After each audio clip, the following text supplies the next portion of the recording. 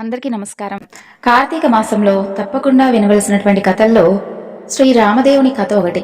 ఈ కథను ఎవరైతే భక్తి శ్రద్ధలతో వింటారో వారికి సకల ఐశ్వర్యాలతో పాటు సకల పాపహరణం కూడా కలుగుతుంది. కాబట్టి భక్తి శ్రద్ధలతో మనసును నిర్మలంగా ఉంచుకొని ఈ కథను ఆలకించండి. అనగనగా పూర్వకాలమున ఒక బ్రాహ్మణుడు ఉండేవాడు. అతని పేరు నాగంభట్టు. ఆయనకు ఒక పుత్రుడు ఒక పుత్రిక ఉన్నారు. పుత్రుని పేరు నారాయణ భట్టు, పుత్రిక పేరు నారాయణమ్మ. వారు చాలా పేదవారు. భిక్షాటన చేసి కుటుంబ పోషణ చేసుకుంటూ ఉండేవారు. అలా కొన్నేళ్లు అయ్యేసరికి నాగంభట్టు కాశీకి వెళ్లి ధనం సంపాదించాలి అనేటటువంటి ఆశతో భార్యతో చెప్పి తెల్లవారుజామున నిద్రలేచి కాశీకి ప్రయాణమై అలా వెళుతూ వెళుతూ ఉండగా కొంత దూరం వెళ్తాడు. అలా వెళ్లేసరికి దారిలో అతనికి సూత మహర్షుల వారు, వ్యాస మహర్షుల వారు, అలాగే నారద మహర్షి వారు ఎదురవుతారు. ఎదురయ్యి ఆ బ్రాహ్మణుణ్ణి ఈ విధంగా అడుగుతారు. ఓ బ్రాహ్మణుడా, ఎక్కడికి వెళ్తున్నావు అని అడుగుతారు. అయ్యా, నేను కాశీకి ధనం సంపాదించుకోవాలని చెప్పి ఆ ఆశతో కాశీకి వెళ్దామని చెప్పి ఈ విధంగా బయలుదేరానని చెప్పి ఆ యొక్క బ్రాహ్మణుడు చెబుతాడు. అప్పుడు వారు, ఓ వెర్రి బ్రాహ్మణుడా, కాశీకి వెళ్తే నీకు ధనం ఎవరైనా మూటగట్టిస్తారా ఏమిటి? కాశీకి వెళ్తే గంగా స్నానం దొరుకుతుంది, అలాగే విశ్వేశ్వరుడు యొక్క దర్శనం దొరుకుతుంది, అన్నపూర్ణమ్మ తల్లి దర్శనం దొరుకుతుంది. అంతే తప్ప ధనాన్ని నీకెవరిస్తారు చెప్పు? సరే, ఇదంతా దేనికి కానీ మేము మీకొక కథ చెబుతాను, వింటావా అని అడుగుతారు. అప్పుడు మీరు ఏ దేవుడి కథ గురించి చెప్తున్నారో వివరించండి స్వామి, తప్పకుండా వింటానంటాడు ఆ బ్రాహ్మణుడు. అప్పుడు వారు, పూర్వకాలంన కోసల రాజ్యం ఉండేది. ఆ యొక్క రాజ్యాన్ని పరిపాలించేటటువంటి మహారాజు దశరథ మహారాజు. ఆయన సంతానం లేక పిల్లల కోసమై పుత్రకామేష్టి యాగం చేయగా దేవతలు ప్రత్యక్షమై ఆయనకు పాయస పాత్ర ఇస్తారు. అది పట్టుకుని వెళ్లి తన భార్యలైనటువంటి కౌసల్య, సుమిత్ర, కైకేయి అనేటటువంటి 3 భార్యలకు ఇస్తాడు దశరథ మహారాజు. వారు 3 కూడా భుజించగానే వారు గర్భవతులవుతారు. 9 మాసాలు నిండగానే చైత్ర శుద్ధ నవమి నాడు పునర్వసు నక్షత్రమున శ్రీరామ, లక్ష్మణ, భరత, శత్రుఘ్నులు అనేటటువంటి 4 కుమారులు జన్మిస్తారు. ఆ పిల్లవాళ్లు దినదిన ప్రవర్ధమానులై బాలచంద్రుడి వలె పెరుగుతూ ఉంటారు. కొన్నాళ్ళు అయ్యేసరికి విశ్వామిత్రుడు వచ్చి రామలక్ష్మణులిద్దరినీ కూడా యాగ సంరక్షణార్థం తనతో పాటు పంపమంటూ దశరథ మహారాజును అడగగా విశ్వామిత్రుడితో రామలక్ష్మణులను పంపించేందుకు దశరథుడు అంగీకరించగా ఆ యొక్క విశ్వామిత్రుడు వారిద్దరికీ కూడా బల, అతిబల అనేటటువంటి విద్యలను నేర్పిస్తాడు. రాముడు తాటికిని చంపి శివుని విల్లు విరిచి సీతను పెళ్లాడతాడు. అహల్యను శాప విమోచనం చేసి పరశురాముని యొక్క గర్వభంగం చేసి కైకవరం చేత 14 ఏళ్లు అరణ్యవాసంలో ఉండగా రావణాసురుడు సీతమ్మను ఎత్తుకుని పోగా లంకాపురానికెళ్లి లంకా దహనం చేసి రావణాసురుని వధించి విభీషణుడుకు పట్టం గట్టి తిరిగి వచ్చి పట్టాభిషిక్తుడై సుఖంగా రాజ్యాన్ని ఏలుతూ ఉన్నాడు. ఇది రామదేవుడి కథగా చెప్పి 5 లక్ష్మీ వారాలు పూజలు చేసి ఆవు నేతితో దీపం పెట్టి ఆవు పాలు, గోధుమ రవ్వ, పంచదార కలిపి 5 ఉండలుగా ప్రసాదం చేసి రామదేవుడికి నైవేద్యంగా పెట్టాలి. ఒక ముత్తైదువుకు, అలాగే ఇరుగు పొరుగు వారికి, అలాగే భార్య పిల్లలు కూడా ఆ యొక్క ప్రసాదాన్ని తినాలి. ఈ విధంగా 5 లక్ష్మీ వారాలు పూజ చేసుకోవాలి. నిత్యము కూడా ఈ యొక్క రామదేవుని కథ చెప్పుకున్న వారికి అష్టైశ్వర్యాలతో, సంపదలతో చక్కగా ఆనందంగా ఉంటారు. అలా ఆ యొక్క మహర్షులు ఆ బ్రాహ్మణుడికి ఈ కథ చెప్పి అక్కడి నుండి మాయమవుతారు. ఇక ఈ బ్రాహ్మణుడు ఇంటికి వెళ్లి తర్వాత కాశీకి వెళ్దాంలే అని చెప్పి అనుకుంటాడు. తర్వాత కొంతకాలానికి మరలా కాశీకి వెళ్దామని చెప్పి అనుకుని కొంచెం ధనాన్ని మూటగట్టుకుని కాశీ కావడి భుజం మీద వేసుకుని కుమారుణ్ణి, కుమార్తెను పిలిచి, అబ్బాయి, అమ్మాయి, మీరు రామదేవుని కథ విడిచిపెట్టకుండా శ్రద్ధగా చెప్పుకుంటూ ఉండండి నారాయణమ్మతోనూ నారాయణ భట్టుతోనూ చెప్పి కాశీకి ప్రయాణమై వెళ్లిపోతాడు. ఆ మరునాడు కుమారుడు ఆయవారానికి వెళ్లి వచ్చి, అమ్మా, రామదేవుని కథ గురించి చెప్పబోతున్నాను, నువ్వు కూడా విందుగాని రామ్మా అని పిలుస్తాడు తల్లిని. చూడు నాయనా, వంట వేళ పొద్దున్నే దాసి వచ్చేటటువంటి వేళ అయింది కాబట్టి ఇప్పుడేమి కథ నాయనా, ఇప్పుడు నేను ఆ కథ వినలేను, తరువాత మధ్యాహ్నం వేళ వింటానులే, మరలా మధ్యాహ్నం కథ చెబుతావు కదా అప్పుడు వింటాలే అని చెబుతుంది. ఇక మరలా మధ్యాహ్నం, అమ్మా, కథ చెప్పబోతున్నాను, ఇప్పుడైనా విందు రామ్మా అని పిలుస్తాడు ఆ పిల్లవాడు. ఇప్పుడేమి కథ నాయనా, పడకవేళ నిద్రవేళ, ఇప్పుడు నేను వెళ్ళలేను అంటుందా తల్లి. ఇక వారికి చక్కగా అప్పటికే రామదేవుని యొక్క కథలు చెప్పుకుంటూ ఆనందంగా గడుపుతూ సకల ఐశ్వర్యాలను అలాగే ఎంతో సంతోషంగా కాలం గడుపుతూ ఉండేవారు. రామదేవుడికి ఆ యొక్క తల్లిపై కోపం వచ్చి ఎలా వచ్చినటువంటి వారికి ఐశ్వర్యాలు అలాగే తిరిగి వెళ్ళిపోగాక అంటూ శపించి రామదేవుడు ఏం జరుగుతుందా అని చూస్తూ ఉంటాడు. ఇక వాళ్ళ ఇంట్లో ఉన్నటువంటి బిందెలు, చెంబులు, గిన్నెలు అన్నీ కూడా ఎలా వచ్చినవో అలాగే దొర్లుకుంటూ ఇరుగు పొరుగు వారి ఇళ్ళకి వెళ్ళిపోతాయి. పూర్వం నుంచి వాళ్ళ ఇంట్లో ముష్టెత్తుకునేటటువంటి ఒక చిల్లు రాగి చెంబు కూడా దొర్లుకుంటూ వెళ్ళిపోతూ ఉంటుంది. అప్పుడు నారాయణమ్మ చూసి, అమ్మా కనీసం అదైనా ఉంచవే అని చెప్పి అమ్మను అడుగుతుంది. ఇక ఆమె అదైనా ఉంచు రామదేవుడా తండ్రి అంటూ స్వామిని వేడుకుంటుంది. ఆ చెంబు తప్ప మిగతావన్నీ కూడా ఇంట్లో ఉన్నటువంటి వస్తువులన్నీ కూడా వాటంతటా అవి అలా వెళ్ళిపోతూ ఉంటాయి. ఇక వారి గూటిలో ఉన్నటువంటి వెండి కంచం కూడా దొర్లిపోతూ ఉండగా అప్పుడు ఆమె ఆ కంచం అంచు పట్టుకుని లాగుతూ ఉంటుంది. సగం అంచు వారికి, సగం అంచు పొరుగు వారికి వెళ్ళిపోతుంది. మరునాటి ఉదయాన ఆమె వారింటికి నిప్పు కోసం వెళ్తుంది. వారింట్లో ఉన్నటువంటి కంచం అంచు మాదేనమ్మా ఇదని చెప్పి అని అడుగుతుంది. మీ కంచం అంచు మా ఇంటికి ఎలా వస్తుందమ్మా? మేమేమైనా మీ ఇంటికి వచ్చామా? మీరు మా ఇంటికి వచ్చారా? కాబట్టి ఈ కంచం అంచు మాదే అని అంటారు ఆ ఇరుగు పొరుగు వాళ్ళు. అలా కాదు, మా ఇంట్లో కూడా ఈ కంచం అంచు ఉంది, కావాలంటే పట్టుకొని వస్తాను అంటూ రెండు దగ్గర పెట్టి చూడగా రెండు అతుక్కుపోతాయి. మాదంటూ వారు పుచ్చుకుంటారు. సిగ్గుపడి ఇంటికి తిరిగి వచ్చేస్తుంది నారాయణమ్మ తల్లి. ఇక కుమారుడు చూసి ఏమన్నారమ్మా అని అడుగుతాడు. మాదే అని చెప్పి వారే పుచ్చుకున్నారు నాయన అని చెబుతుంది ఆ తల్లి. అప్పుడు కుమారుడు ఇప్పుడైనా కనీసం రామదేవుడి కథను చెబుతాను వింటావా అమ్మా అని అడుగుతాడు.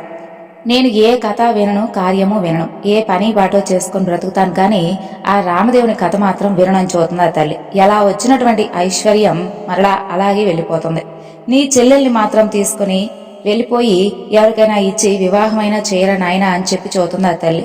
ఇక తల్లి ఆజ్ఞ ప్రకారంగా నారాయణ భట్టు చెల్లిని తీసుకుని ప్రయాణం అవుతాడు. ఇక వారు ఊరి చివరికి వెళ్లేసరికి కాశీకి వెళ్లినటువంటి నాగంభట్టు మరలా తిరిగి ప్రయాణమై ధనం మూటగట్టుకుని వస్తూ ఉంటాడు. కొంత దూరం వచ్చేసరికి ఆయన ఊరు చివరకు వస్తాడు. అక్కడ అతనికి కోనేరు కనిపిస్తుంది. ఆ కోనేరులో కాళ్ళు కడుక్కుంటూ ఉండగా ఎక్కడి నుండో కాని ఒక పెద్ద గరుడ పక్షి వచ్చి అతని దగ్గర ఉన్నటువంటి డబ్బు మూటను ఎత్తుకుని వెళ్ళిపోతుంది. అయ్యో అంటూ నాగంభట్టు విచారిస్తూ ఇంటికి వస్తూ ఉండగా కొంత దూరం వచ్చేసరికి ఆయనకు నారాయణమ్మను, నారాయణ భట్టును చూసి, అబ్బాయి అమ్మాయి మీరు సుఖంగానే ఉన్నారా అని అడుగుతాడు. ఏముంది నాన్నగారు, మీరు యథాప్రకారంగా ఇప్పటి వరకు చక్కగా రామదేవుని కథను అలాగే స్వామివారి పూజను చేసుకున్న తర్వాత మనకు సకల ఐశ్వర్యాలు చక్కగా కలిగాయి. ఇప్పటి వరకు ఏమీ లోట్లేదు. మీరు కాశీకి వెళ్ళిన మొదలు కథ చెబుతాను వినమ్మా అంటే అమ్మ ఒక్కసారి కూడా వినలేదు. కాబట్టి రామదేవుడికి కోపం వచ్చి మనకు ఎలా వచ్చినటువంటి ఐశ్వర్యం మరలా అలాగే తిరిగి వెళ్ళిపోయింది అంటూ జరిగిందంతా కూడా తండ్రికి వివరించి చూతాడు. ఇక అమ్మ ఆజ్ఞ ప్రకారం చెల్లిని వెంటబెట్టుకుని ఇదిగో ఎవరికైనా కానీ వివాహం జరిపించమని చెప్పింది. కాబట్టి ఎవరైనా దొరికితే చెల్లికి వివాహం జరిపించి మరలా వస్తాను నాన్నగారు అని చెబుతారు. ఇక మీ ఆజ్ఞ కూడా ఏమిటో చెప్పండి నాన్నగారు అని అడుగుతారు. సరే నాయన అమ్మ చెప్పినట్లే చెయ్యని చెప్పి నాగంభట్టు చేసేది లేక విచారిస్తూ ఇంటికి వెళ్ళిపోతాడు. ఇక నారాయణ భట్టు నారాయణమ్మను వెంటబెట్టుకుని అలా వెళ్తూ ఉంటాడు. అలా వెళ్ళగా వెళ్ళగా కొంత దూరం వెళ్లేసరికి నారాయణ భట్టుకు ఒక బ్రాహ్మణుడు కనిపిస్తాడు. కనిపించగానే, ఓ బ్రాహ్మణుడా, నీకు నా చెల్లెల్నిచ్చి వివాహం చేస్తాను, చేసుకుంటావా అని అడుగుతాడు. నాకు పెళ్లి వద్దు, పేరంటం వద్దు అంటూ అక్కడి నుండి ఆ బ్రాహ్మణుడు వెళ్ళిపోతాడు. మరలా కొంత దూరం నారాయణ భట్టు, నారాయణమ్మ అలా వెళ్తూ ఉండేసరికి ఇంకొక బ్రాహ్మణుడు వారికి కనిపిస్తాడు. ఇక నారాయణ భట్టు అతనితో ఈ విధంగా అడుగుతాడు. ఓ బ్రాహ్మణుడా, నా చెల్లెల్నిచ్చి వివాహం చేస్తాను, చేసుకుంటావా అని అడుగుతాడు. నాకు పెళ్లి వద్దు, పేరంటం వద్దు, ఇదివరకే 2 భార్యలున్నారు అని చెబుతాడు. ఇక తర్వాత మరలా కొంత దూరం వెళ్తూ ఉండగా తోవలో ఒక పెద్ద పూల తోట కనిపిస్తుంది. ఆ తోటలో అన్నా చెల్లెళ్ళు ఇద్దరూ కూర్చుని రామదేవుడి కథ చెప్పుకుంటూ ఉండగా ఎక్కడి నుండో కాని ఒక బ్రాహ్మణ యువకుడు వచ్చి పూలు కోసుకుంటూ ఉంటాడు. ఆ యువకుడిని చూసి, ఓ బ్రాహ్మణుడా, నీకు నా చెల్లెల్నిచ్చి వివాహం చేస్తాను, చేసుకుంటావా అని అడుగుతాడు. పెళ్లి చేస్తానంటే వద్దంటానండి, కానీ మా గురువు గారు ఉన్నారు నాకు, వారి ఆజ్ఞ ప్రకారం ఆయన పెళ్లి చేసుకోమంటే తప్పకుండా చేసుకుంటానని చెబుతాడు ఆ బ్రాహ్మణుడు.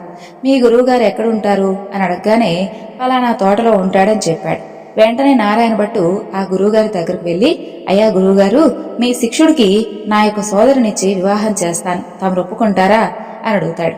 అంతటా ఆ గురువు, బ్రహ్మచారి గృహస్థుడుగా చేస్తానంటే వద్దంటానంటయ్యా, కాని వాడి దగ్గర చింతాకంత బంగారం కూడా లేదు, గోపాదం అంత భూమి కూడా లేదు, మీకు ఇష్టమైతే చేయండి, కష్టమైతే మానుకోండి అని చూతాడు. అప్పుడు నారాయణ భట్టు గురువుగారికి దండం పెట్టి అలాగే అని చెప్పి అక్కడి నుండి మరికొంత దూరం వెళ్లి 4 రాటలు తెచ్చి పందిరి వేసి గుచ్చినటువంటి ముత్యాలు తోరణాలు కట్టి గుచ్చినటువంటి ముత్యాలు తలంబ్రాలుగా కోసి 70 యాగాల నారాయణమునిచ్చి వివాహం చేస్తాడు. ఇక వారు అక్కడే కూర్చొని రామదేవుని యొక్క కథ కూడా చెప్పుకుంటారు. అలా కొన్నాళ్ళు అయ్యేసరికి ఒక విప్రుడు వచ్చి, మీకు 4 ఎకరాల భూమిని దారిపోస్తాను, పుచ్చుకోవాల్సిందని చెబుతాడు. అప్పుడు వారు, మేము రామదేవుడి కథ చెప్పుకుంటున్నాం, కథ అయితే పుచ్చుకుంటాం, మీకు ఇష్టమైతే మీరు కూడా కూర్చొని రామదేవుని కథ వినండి అని చెబుతారు. కథ అయిన తర్వాత ఆ బ్రాహ్మణుడు రాగి చెంబులో నీరు పోసి, పలానా తోటలో ఆస్తి ఉంది, మీరు చక్కగా అనుభవించండి అని చెప్పి 4 ఎకరాల భూమిని వారికి దారిపోసి ఆ విప్రుడు ఎక్కడికో వెళ్ళిపోతాడు. ఇక ఆ 4 ఎకరాల భూమిని అనుభవిస్తూ స్వామివారి కథ చెప్పుకుంటూ అక్కడే ఉంటారు వారందరూ కూడా. అలా కొన్నాళ్ళు అయ్యేసరికి ఆ ఊరి రాజుగారు ఒక భవనం కట్టించి కొంత ధనం పుణ్య దంపతులకు దారిపోయాలని చెప్పి చూస్తూ ఉంటాడు. ఎక్కడ వెతికినా కానీ సరైనటువంటి పుణ్య దంపతులు వారికి దొరకరు. ఇక ఆ రాత్రి రామదేవుడు రాజుగారి కలలో కనిపించి, పలానా తోటలో పుణ్య దంపతులున్నారు, వారిని తీసుకుని వచ్చి దారిపోయండి అని చెప్పి ఆజ్ఞాపిస్తాడు. ఇక రామదేవుని యొక్క ఆజ్ఞ ప్రకారంగా మరునాడే ఉదయాన్నే లేచి 16 మంది బోయలను పల్లకిని పంపిస్తాడు రాజు. వారు అక్కడికి వెళ్ళగానే, ఏమండోయ్, మా దేశపు రాజుగారు ఒక గృహాన్ని అలాగే కొంత భాగం భూమిని మీ ఇద్దరికీ కూడా దారపోస్తారట, మిమ్మల్ని వెంట పెట్టుకొని రమ్మని చెప్పి మమ్మల్ని పంపించారు, కాబట్టి మీరు రావాల్సిందే అని చెప్పి వారిని అడుగుతారు. అప్పుడు వారు, మేము ప్రస్తుతం రామదేవుని కథ చెప్పుకుంటున్నాం, మీకు కూడా ఇష్టమైతే కూర్చొని కథ వినండి, కథ అయిపోయాక వెళ్దామని చెప్పి వారు చెబుతారు. ఇక ఆ బోయలు కూడా కథ విన్న తర్వాత ఆ యొక్క పుణ్య దంపతులను తీసుకుని వెళ్లి రాజుగారికి అప్పగిస్తారు. ఆ రాజు ఎంతో సంతోషంతో గృహాన్ని, కొంత భూమిని, ధనాన్ని వారికి దారపోసిస్తాడు. అప్పుడు నారాయణమ్మ, నారాయణ భట్టు అలాగే నారాయణమ్మ యొక్క భర్త అక్కడ కూర్చొని ఆ యొక్క గృహాన్ని, ఆ యొక్క ధనాన్ని 4 ఎకరాల భూమిని చక్కగా అనుభవిస్తూ అక్కడ కథ చెప్పుకుంటూ స్వామివారి పూజ చేసుకుంటూ సంతోషంగా ఉంటారు. కొన్ని రోజులు అయ్యేసరికి నారాయణ భట్టు తన చెల్లితో ఈ విధంగా అంటాడు, అమ్మాయి, నేను ఎన్ని రోజులని ఇలా ఉండాలి చెప్పు, కాబట్టి నేనే వెళ్లి స్వయంగా రామదేవుణ్ణే తీసుకుని వస్తాను, నీవు నీ భర్త కథను మాత్రం మానకుండా చెప్పుకుంటూ స్వామివారి పూజ చేసుకుంటూ ఉండండి అని చెప్పి నారాయణ భట్టు ప్రయాణమై అలా వెళ్తూ ఉంటాడు. ఇక నారాయణమ్మ ఆమె భర్త చక్కగా స్వామివారి కథలు చెప్పుకుంటూ స్వామివారి పూజలు చేసుకుంటూ ఉంటారు. ఈ నారాయణ భట్టు ఇక అక్కడి నుండి వచ్చేసి వెళ్తూ ఉంటాడు. కొంత దూరం వెళ్ళగా అతనికి ఒక గ్రామం వస్తుంది. ఆ గ్రామంలో ఒక యాదవ పిల్లవాడు ఒడ్లు ఎండబోసుకొని ఆ యొక్క ఒడ్లు దగ్గర కాపలాగా కూర్చొని ఉంటాడు. ఇక ఆ పిల్లవాడిని చూసినటువంటి నారాయణ భట్టు, ఓ అబ్బాయి, ఈ గ్రామంలో విశేషాలేమిటి అని అడుగుతాడు. ఏమున్నది బాబు, నేనేమో పుట్టుకతోనే అందుడను, మా వాళ్ళు ఒడ్లు ఎండబోసి ఇదిగో నన్ను ఈ విధంగా కాపలాగా కూర్చోమంటే కర్ర పుచ్చుకొని కూర్చొనున్నాను, నా అవస్థ ఇలా ఉంది బాబు అని చెబుతాడు. ఇక నారాయణ భట్టు, అయ్యో అవునా, సరే, నీకు నేను ఒక కథ గురించి చెబుతాను, వింటావా అని అడుగుతాడు. ఓ అలాగే వింటాను, చెప్పమని అంటాడు ఆ పిల్లవాడు. రామదేవుని కథ, వ్రత విధానం అంతా కూడా చెప్పేసరికి ఆ పిల్లవాడికి కొంచెం కళ్ళు కనిపిస్తాయి. ఓహో, కథలోనే ఇంత మహత్యం ఉంది, మరిక వ్రతం చేసుకుంటే ఇంకెంత మహత్యం ఉంటుందో. ఏదైనా కాని నిజంగా నువ్వు అసలు ఏ దైవానివో కాని నా వద్దకు వచ్చి ఈ విధంగా నాకు కథ చెప్పి నాకు ఎంతో చక్కగా కళ్ళు కూడా కనిపించే విధంగా చేశావు, నీవే దైవానివి, నీవు ఏ దైవానివో చెప్పు అని అంటాడు ఆ పిల్లవాడు. అది నేను దైవాన్ని కాదు బాబు, అదంతా కూడా రామదేవుని యొక్క మహత్యం, రామదేవుని యొక్క పూజను, రామదేవుని యొక్క కథను చక్కగా చెప్పుకుంటూ హాయిగా ఉండు. 5 లక్ష్మీవారాలు పూజ చేసి ఆవు నేతితో స్వామివారి ముందు దీపం పెట్టాలి. ప్రసాదంగా 5 ఉండలు చేసి రామదేవునికి, ముత్తైదువులకు, బ్రాహ్మణులకు, ఇరుగు పొరుగు వారికి ఇచ్చి అలాగే ఇంట్లో ఉన్నటువంటి కుటుంబ సభ్యులందరూ కూడా తినాలని చెప్పి ఆ యొక్క నారాయణ భట్టు అక్కడి నుండి వెళ్ళిపోతాడు. తిరిగి కొంత దూరం వెళ్లేసరికి అతనికి ఒక రాజు విచారిస్తూ కూర్చొని ఉండడం కనిపిస్తుంది. ఆ రాజును చూసి, ఏమిటి రాజా, ఎందుకిలా విచారంగా కూర్చున్నారో అని అడుగుతాడు. నాయనా, నా భార్యా బిడ్డలు పరారయ్యారు, నా రాజ్యం పరాయి రాజులు తీసుకున్నారు, నా అవస్థ ఈ విధంగా ఉందని చెబుతాడు ఆ రాజు. అయ్యో సరే, మీకు నేను ఒక కథ గురించి చెబుతాను, వింటారా అని అడుగుతాడు నారాయణ భట్టు. అలాగే వింటాను, చెప్పవలసింది మహానుభావ అంటాడు ఆ రాజు. ఇక నారాయణ భట్టు రామదేవుని కథంతా కూడా చెప్పి వ్రత విధానం అంతా కూడా వివరించి చూతాడు. ఆ రాజుగారు వ్రతం చేసుకోగా పరారైనటువంటి భార్యా బిడ్డలు పరాయి రాజు తీసుకున్నటువంటి రాజ్యము తిరిగి ప్రాప్తిస్తాయి.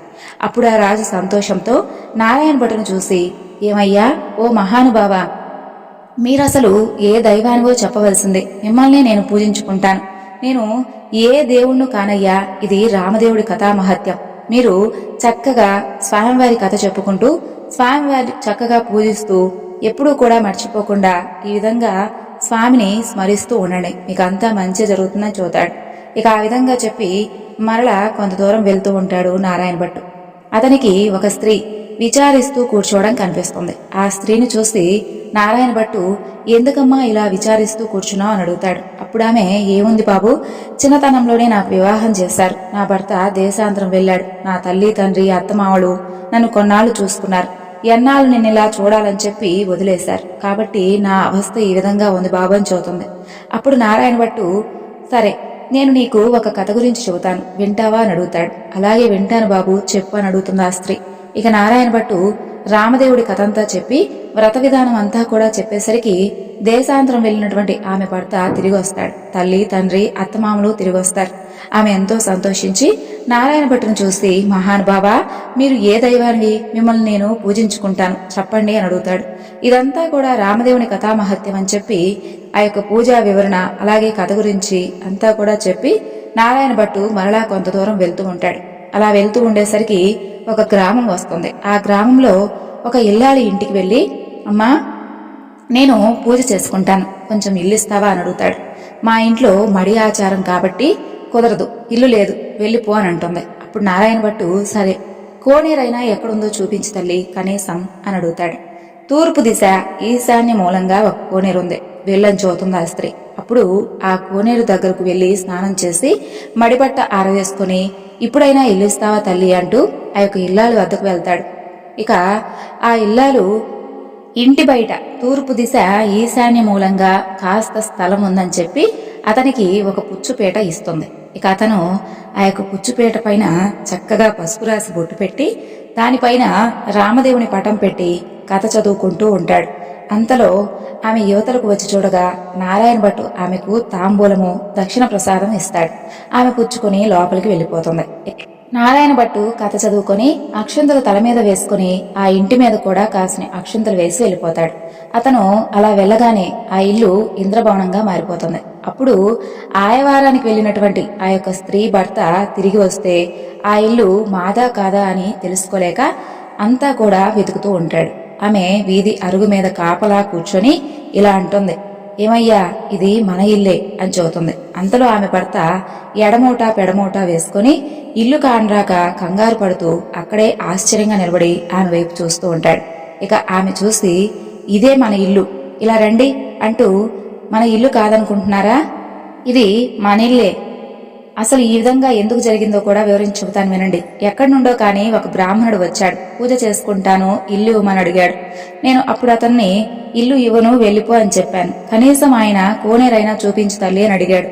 అప్పుడు నేను తూర్పు దిశగా ఈశాన్య మూల కోనేరు ఉందని చెప్పాను. ఇక అతను కోనేరు దగ్గరకు వెళ్లి స్నానం చేసి వచ్చి, ఇప్పుడైనా కనీసం ఇల్లిస్తావా తల్లి అని అడిగాడు. నేను అతనికి ఇల్లు ఇవ్వకుండా ఇంటి బయట ఒక స్థలం చూపించి ఒక పుచ్చుపేటను అతనికి ఇచ్చాను. అతను రామదేవుడి కథ చెప్పుకొని స్వామివారికి పూజ చేశాడు. ఆ తరువాత అక్షింతలు తాను వేసుకుని మన ఇంటిపై కూడా చల్లాడు. ఆ తరువాత ఇల్లు చూస్తే ఈ విధంగా మారిందని చెబుతుంది. ఇదంతా కూడా ఆ యొక్క వ్రతమహత్యం వలన జరిగిందని చెప్పి ఆ భార్య చెబుతుంది.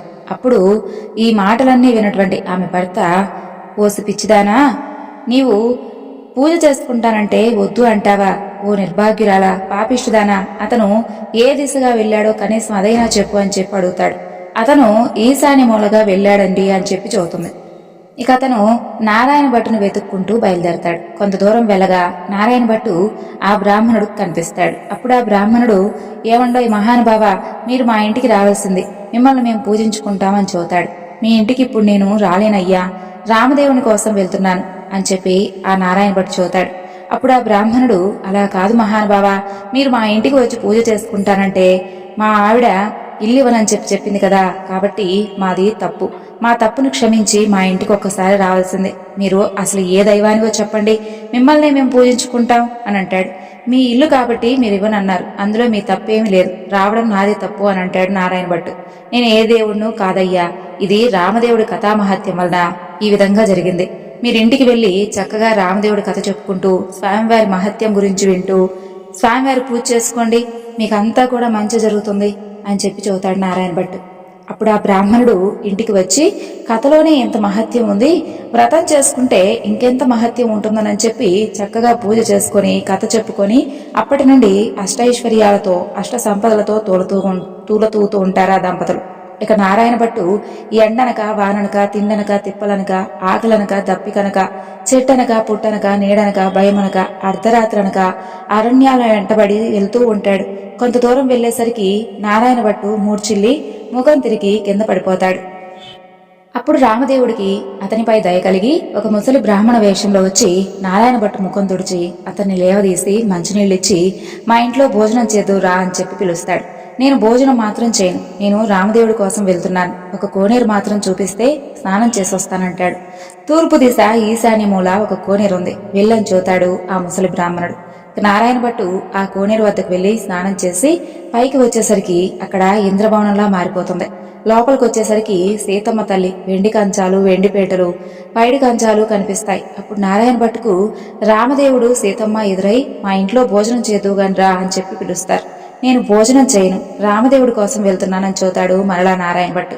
నేను రామదేవుడినని చూతాడు ఆ యొక్క ముసలి బ్రాహ్మణుడు. అయితే కావచ్చేమో మహానుభావా, నాకు దర్శనం కావాలి అని చెప్తాడు నారాయణ భట్టు.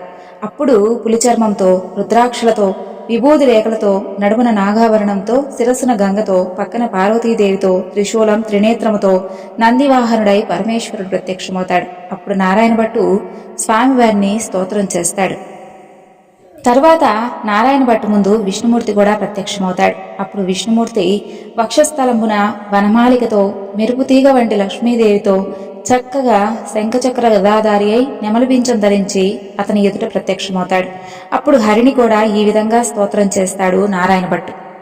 ఆ తర్వాత నారాయణ భట్టు మళ్ళా స్తోత్రం చేయగా హనుమ సీతారామ లక్ష్మణ భరత శత్రుఘ్నుడు సపరివార సమేతంగా శ్రీరామచంద్రుడు ప్రత్యక్షమవుతారు. అప్పుడు రామదేవుడు ఇప్పుడైనా భోజనం చేస్తావా అంటూ నారాయణ భట్టును అడుగుతాడు. అలాగే చేస్తానంటూ భోజనమైన తర్వాత నాతో పాటు వస్తానని అభయమిస్తే తప్పకుండా భోజనం చేస్తానంటాడు నారాయణ భట్టు. అప్పుడు సీతమ్మ తల్లి 4 కూరలు నవకాయ పిండి వంటలతో పంచపక్ష పరమాణాలు వండి వెండి కంచాలు పైడిపీటలు వేసి వారి బంధుకోటి పరివార సమేతంగా నారాయణ భట్టుకు సీతమ్మ తల్లి భోజనం వడ్డిస్తుంది. అందరూ కూడా భోజనాలు చేసి లేచి కర్పూర తాంబూలం వేసుకున్న తర్వాత నాతో పాటు వస్తానని అభయం ఇచ్చావు కదా, కాబట్టి మా ఇంటికి నాతో పాటు రావాల్సిందని కోరుకుంటాడు నారాయణ భట్టు. ఆ విధంగా నారాయణ భట్టు ముందు నడుస్తూ ఉంటే రామదేవుడు వెనుకగా బయలుదేరి వెళ్తూ ఉంటారు. అలా కొంత దూరం వెళ్లేసరికి నారాయణ భట్టు వెనక్కి తిరిగి చూస్తాడు. అప్పుడు అతనికి రామదేవుడు కనిపించడు. నారాయణ భట్టు ముఖం తిరిగి మూర్ఛ వచ్చి నేల మీద పడిపోతాడు. అప్పుడు మరలా రామదేవుడికి దయగలిగి ఒక ముసలి బ్రాహ్మణ వేషంలో వచ్చి నారాయణ భట్టు ముఖం తుడిచి లేవదీసి మంచినీళ్ళిచ్చి ఈ విధంగా పడిపోయావు, నాతో పాటు నడవలేని వాడు నన్నెందుకు రమ్మంటున్నావు అని అడుగుతాడు. దేవా, నీ మహిమను బ్రహ్మాది దేవతలు యోగీశ్వరులు మునీశ్వరులు తపస్సులు కూడా తెలుసుకోలేరు. మీ మహత్యం తెలుసుకునేందుకు నేనెంత వాడను, నా తప్పును క్షమించి నాతో పాటే రావాల్సిందంటూ రామదేవుణ్ణి నారాయణ భట్టు ప్రార్థిస్తాడు. అప్పుడు రామదేవుడు అలాగే, తప్పకుండా నీతో పాటు వస్తాను, అయితే నీవు తిరిగి మరలా వస్తానని చెప్పి నీ వచ్చేటప్పుడు ఎవరి ఇళ్లకైతే వెళ్ళావో వారి ఇళ్లకు నన్ను కూడా నీ భుజాలపై ఎక్కించుకొని తీసుకుని వెళ్ళానంటాడు. అప్పుడు నారాయణ భట్టు రామదేవుణ్ణి భుజాలపై ఎక్కించుకొని కొంత దూరం వచ్చేసరికి ఇల్లు ఇవ్వనని చెప్పినటువంటి ఇల్లాలి ఇంటికి వస్తారు. అక్కడ ఆ ఇల్లాలు ఆమె భర్త కూర్చొని స్వామివారి కథ చెప్పుకుంటూ ఉంటారు. వారి భక్తికి మెచ్చి వారికి అష్టైశ్వర్యాలు ఆయుర ఆరోగ్యాలు ఇచ్చి వారిని రక్షిస్తాడు. మరికొంత దూరం వచ్చేసరికి ఒక స్త్రీ ఇల్లు కనిపిస్తుంది. అక్కడికి ఆ స్త్రీ అలాగే ఆమె భర్త కూడా చక్కగా కూర్చుని కథ చెప్పుకుంటూ ఉంటారు. వారికి ఐశ్వర్యాలు ఆయుర ఆరోగ్యాలు సిరి సంపదలు ఎడబాయకుండా ఇచ్చి వారిని కూడా రక్షిస్తాడు స్వామివారు. మరికొంత దూరం వచ్చేసరికి ఆ యొక్క యాదవ పిల్లవాడి ఇల్లు వస్తుంది. ఆ రోజు ఆదివారం. నారాయణ భట్టు చెప్పినటువంటి మాదిరిగా పూజ చేసుకుని కథ చెప్పుకుంటూ ఉంటాడు ఆ పిల్లవాడు. వారిని మెచ్చి వారికి కూడా ఐశ్వర్యాలు ఆయుర ఆరోగ్యాలను ఇచ్చి వారిని కూడా కాపాడి రక్షిస్తాడు. మరలా కొంత దూరం వచ్చేసరికి చెల్లెలి ఇల్లు వస్తుంది. అక్కడ వారు రామదేవుని కథ చెప్పుకుంటూ బంగారపు తూగుడుయాల్లో ఊగుతూ ఉంటారు. వారిని మెచ్చి ఆయుర ఆరోగ్యాలు ఇచ్చి వారిని కూడా రక్షిస్తాడు. అప్పుడు నారాయణమ్మ తమ ఇంటికి అన్నయ్య వచ్చాడని చెప్పి కాళ్ళు కొడుక్కునేందుకు నీళ్లిచ్చి దాహానికి మజ్జిగిచ్చి మర్యాద చేస్తుంది. అప్పుడు నారాయణ భట్టు, అమ్మాయి, నన్ను ఇలా మర్యాద చేయనక్కర్లేదు. నేను రామదేవుని తీసుకుని వచ్చాను. నీవు నీ భర్త మా ఇంటికి రండి, మనమందరం కూడా పూజ చేసుకుందామని చెబుతాడు. అప్పుడు ఆమె సంతోషంతో అలాగే నన్నయ్య, తప్పకుండా వస్తానని చెబుతుంది. ఇక నారాయణమ్మ ఆమె భర్తతో, నారాయణ భట్టు రామదేవుడితో అందరూ కూడా వారందరూ బయలుదేరి వారి గ్రామం పొలిమేరకు వచ్చేసరికి గ్రామంలో వారందరూ కూడా వారిని చూసి పరుగు పరుగున పోయి వారి తల్లిదండ్రులతో, ఏమండోయ్ నాగంభట్టు గారు, మీ అబ్బాయి మీ అమ్మాయి అల్లుడు ఇంకా ఎవరెవరో బయలుదేరి వస్తున్నారయ్యా అంటూ పరుగు పరుగున వెలిచోతారు. అప్పుడు నారాయణ భట్టు తల్లిదండ్రులు కూడా ఎంతో సంతోషంతో కుమారుణ్ణి కుమార్తెను చూసి కౌగిలించుకోబోతారు. అప్పుడు నారాయణ భట్టు చూసి, అమ్మా, నన్ను ముట్టుకోవద్దు. అప్పుడు నేను రామదేవుడిని తీసుకుని వస్తానని చేతే కానీ మీరు పట్టించుకోలేదు. కనీసం స్వామివారి కథ అయినా వినమంటే మీరు అస్సలు వినలేదు. సరే, ఇప్పటికైనా మీ తప్పును మీరే సవరించుకొని నేను ఒక పని చెబుతాను, చేస్తారా అని అడిగి మీరు మా ఇంటికి వెళ్ళి చక్కగా రామదేవుని యొక్క పటాన్ని తీసుకుని ఇంటినంతా కూడా శుభ్రం చేసి 4 మూలలు ఇల్లంతా దులిపి చక్కగా ముగ్గు పెట్టి పచ్చగా పసుపు రాసి మామిడాకుల తోరణాలు కట్టి ఒక పీటకు పసుపు రాసి బొట్టు పెట్టి తూర్పు దిశ ఈశాన్య మూలగా ఉంచి స్వామివారి పటాన్ని పెట్టి గోధుమ నూక, పంచదార, ఆవు పాలు కలిపి ప్రసాదాన్ని 5 ఉండలు చేసి పూజకన్నీ కూడా సిద్ధం చేసి నాకు కబురు చేయండి. అప్పుడు నేను రామదేవుణ్ణి తీసుకుని వస్తానని చెబుతాడు. ఇక వారు సంతోషంగా ఇంటికి వచ్చి 4 మూలలా దులిపి అలికి ముగ్గులు పెట్టి చక్కగా వారు అన్ని ఏర్పాట్లు కూడా చేస్తారు. ఇక ఆ యొక్క గ్రామం వీధుల్లో నారాయణ భట్టు రామదేవుణ్ణి భుజాలపై ఎక్కించుకొని ఆ గ్రామం 4 వీధులు ఊరేగించి ఇంటికి తీసుకువచ్చి రామదేవుడితో, తండ్రి, మా ఇంట్లో మీరు కుడిపాదం పెట్టాలి అని చెప్పి ప్రార్థిస్తాడు. అప్పుడు రామదేవుడు వారింట్లో కుడిపాదం పెట్టేసరికి పెద్ద పెద్ద ఇంద్రభవనంగా మారిపోతుంది వారి ఇల్లంతా కూడా. అప్పుడు నారాయణ భట్టు రామదేవుడితో, అపరాధిని కాబట్టి నాకున్నటువంటి ఈ పుచ్చుపేటపై సింహాసనమేనని చెప్పి దయ ఉంచి తమరు కూర్చుండవలసింది అంటూ వినయంగా ప్రార్థిస్తాడు. అతని మాటలకి రామదేవుడికి జాలి కలిగి ఆ పీట మీద కూర్చునేసరికి అది వజ్రాలు, వైడూర్యాలు, కెంపులు, మాణిక్యాలతో చేసినటువంటి బంగారపు సింహాసనంగా మారిపోతుంది. ఇక హనుమ, సీత, లక్ష్మణ, భరత, శత్రుఘ్నాది సపరివార సహితంగా స్వామివారు తన ఇంట్లో ఆసీనులై వెలుస్తారు. అప్పుడు రామదేవుని వ్రతం చేసుకుందామనేసరికి అంతలోనే ఎక్కడి నుండో కానీ ఒక పేద బ్రాహ్మణుడు వచ్చి, ఏమండోయ్ నాగంభట్టు గారు, మీ అబ్బాయికి మా అమ్మాయినిచ్చి వివాహం చేస్తాం, ఒప్పుకుంటారా అని అడుగుతాడు. పెళ్లి చేస్తానంటే వద్దంటానా బాబు, అలాగే చేసుకుంటాం అని అంటాడు. ఇక నాగంభట్టు గారు చక్కగా పందిళ్ళు వేయించి చక్కగా అన్నీ కూడా పెళ్లికి కావలసినటువంటి ఏర్పాట్లన్నీ చేస్తారు. ఇక నాగంభట్టు భార్య, అలాగే నారాయణ భట్టు భార్య, నారాయణమ్మ, ఆమె భర్త, వారందరూ కూడా రామదేవుని వ్రతం చేసుకుంటూ 5 లక్ష్మీ వారాలు 5 ఆదివారాలు పూజ చేసి నైవేద్యం పెట్టి కథను మానకుండా చెప్పుకుంటూ సంతోషంగా ఆనందంగా ఉన్నారు. వారి భక్తికి మెచ్చినటువంటి శ్రీరామచంద్రుడు ఈ యొక్క నోమును ప్రపంచమంతా కూడా నోచిన వారందరూ కూడా అష్టైశ్వర్యవంతులై సుఖంగా ఉంటారు అంటూ వారిని ఆశీర్వదిస్తాడు. విన్నారు కదండి రామదేవుని యొక్క కథ. ఎవరైతే ఈ కథను భక్తి శ్రద్ధలతో వింటారో, అలాగే ఎవరికైతే వినిపిస్తారో వారికి ఉన్నటువంటి సకల పాపాలు కూడా తొలగిపోయి సకల ఐశ్వర్యాలతో సంతోషంగా ఉంటారు. ఈరోజు ఈ వివరణను ఇంతటితో ముగిస్తున్నాను. మరొక చక్కని వివరణతో మళ్ళా కలుసుకుందాం. అంతవరకు నమస్కారం. జై శ్రీకృష్ణ.